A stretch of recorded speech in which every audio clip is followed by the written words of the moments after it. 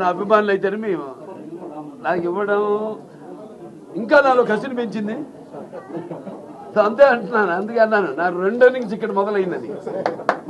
So thanks. మరి నేను నటించిన రకరకాల పాత్రలు అది మరి ప్రజలే దానికి ఆమోదం వేశారు.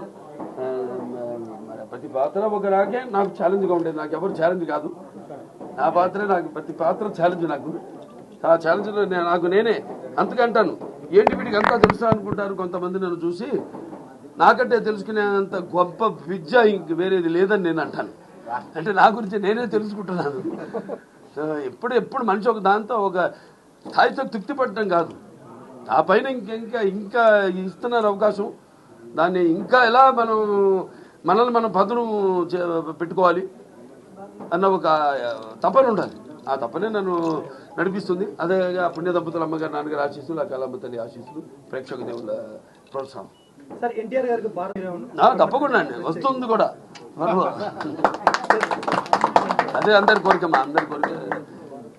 అప్పటిదాకా అది వచ్చేదాకా కూడా నాకు ఈ పద్మభూషణ్ ఇవన్నీ నేను అంటాను కదా, ఇప్పుడు పదవులకు నేను అలంకారం కానీ పదవులు నాకు అలంకారం కాదని. రామారావుకి భారతరత్న వచ్చే వరకు అది రావాలని వస్తుంది తప్పకుండా. అది అలాగే ఉంటుంది. ఆకలి